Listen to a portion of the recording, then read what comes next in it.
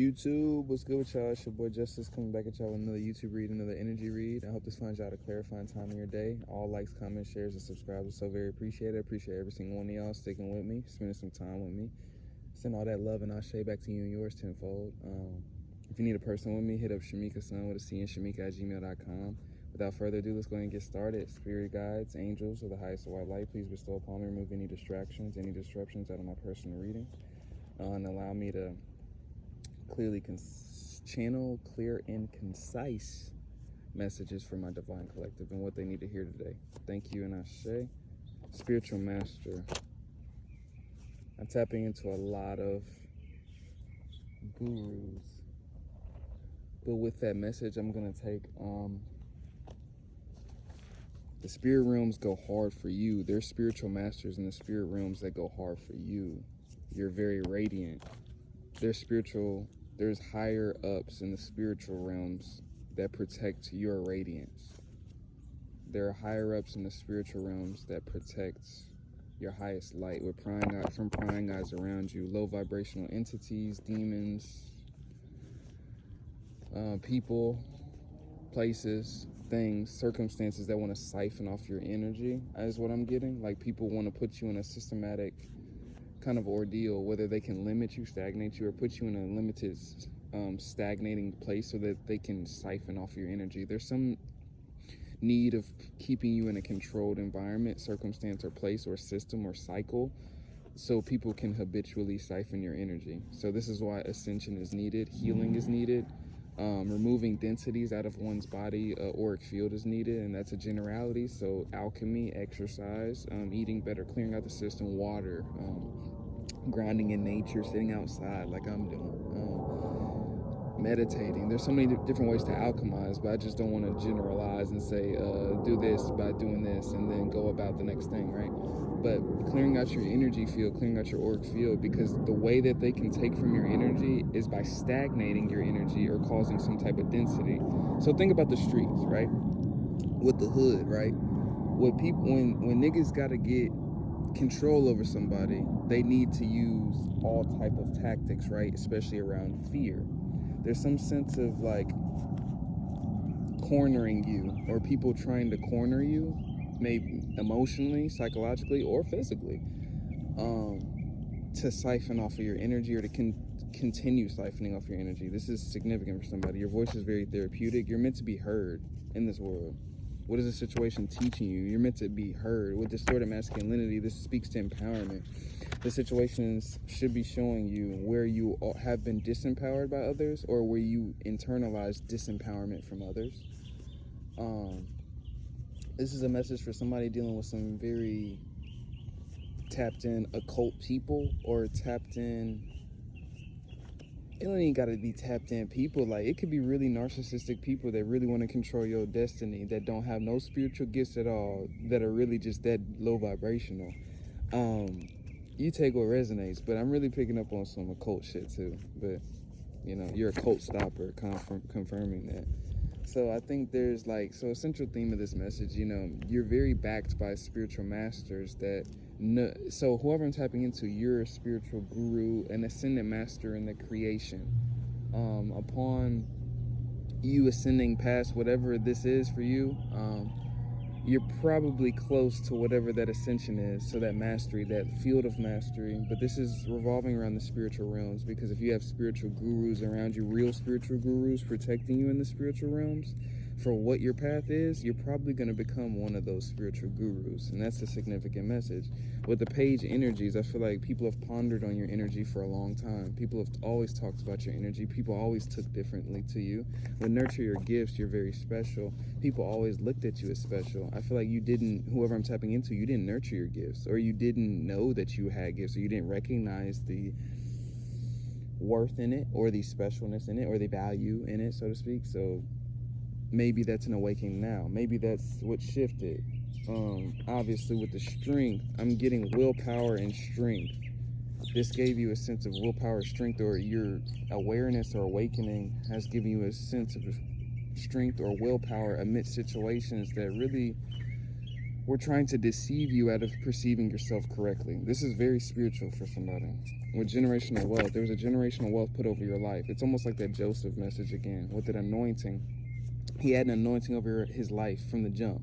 That was his generational wealth. But those that targeted him and envied him and out of envy tried to destroy it, basically, ended up creating even more generational wealth ultimately in his story that he ended up walking into. Though he was sold out into slavery, he ultimately did get even more than what was called over his life, right? So maybe that's the significance for somebody. Like, you may feel like you're losing. You may feel like you may have lost something. You may have lost people. You may have lost money, circumstances, homes, things like that. Whatever you've lost, it's almost like the message, like, whatever's on the other side of it is going to be even greater than what you lost, which is why you lost it.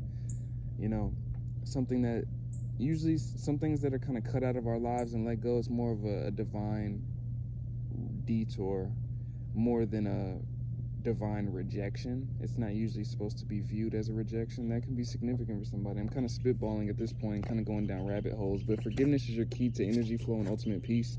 So in regards to people that want to keep you stuck, you got to being able to recognize when somebody's kind of playing your energy. It's almost the equivalent of somebody being in your energy or coming to come see you and just sitting in your presence and not doing anything but looking at you.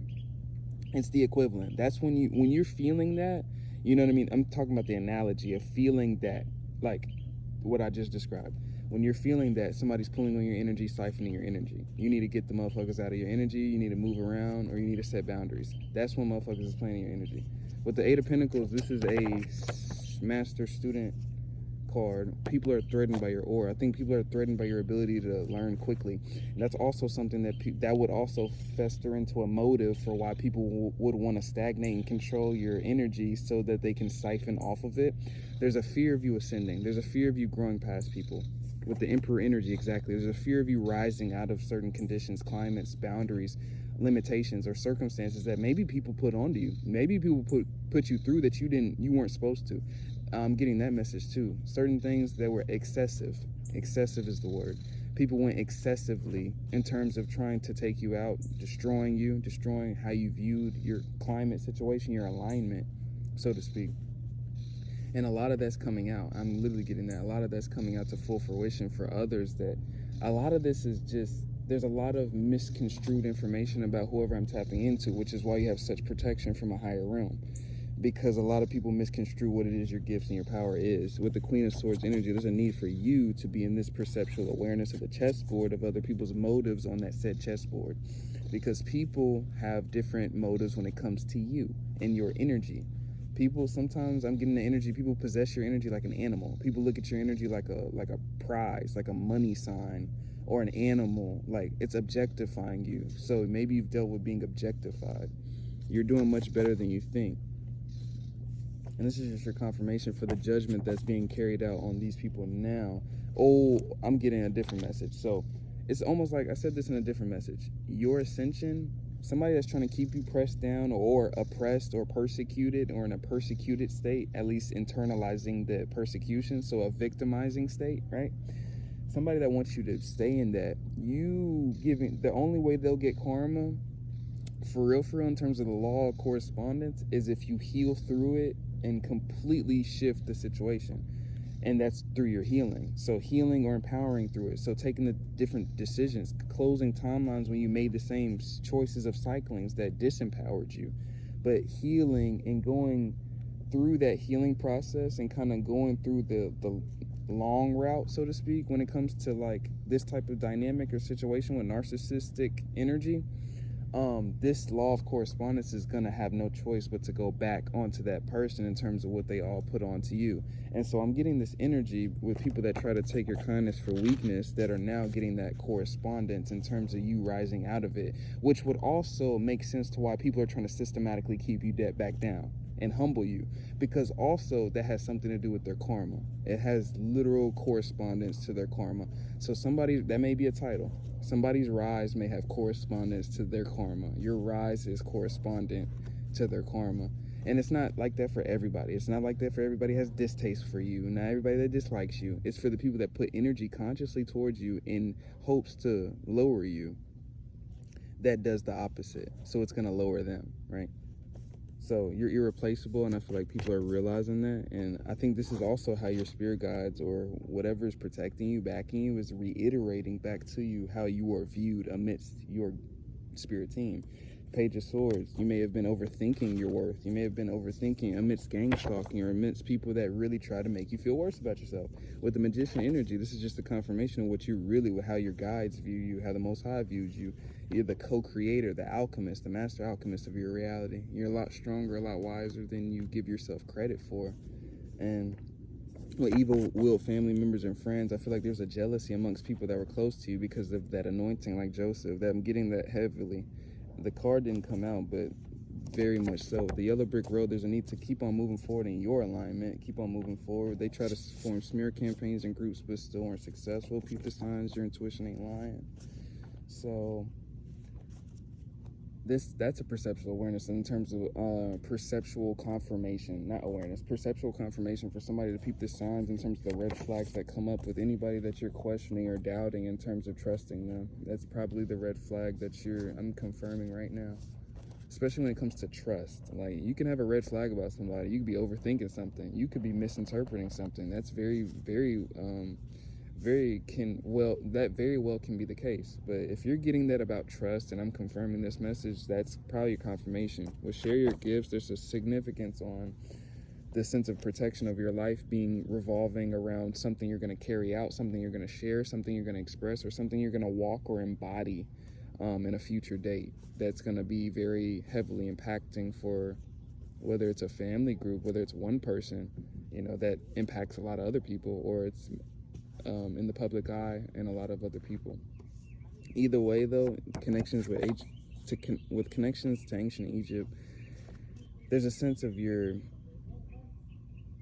more and more you keep on going, like I said, with that law of correspondence, the more and more you keep on going towards your healing, your ascension, with your law of correspondence, the corresponding nature to them is going to backfire onto them in terms of what they put out to you to resist your point going forward. But with you, the correspondence is going to be your activation of your ancient DNA more and more and more, which is the whole point of the karmic looping that we go through in this 3D incarnation, to keep us stagnated and away from our prior allocations and accumulations of self. That's my last message for you all, though. You have a lot of backing and a lot of reverence from a higher force and a higher realm of existence. So if you need a personal with me, hit up Shamika-san with a C and Shamika@gmail.com. All booking, pricings, things like that will be in the description box. Everything else should be below, but I appreciate you guys spending some time with me. Without further ado, it's your boy Justice, and I'm going to catch you on the next one. Peace out, y'all.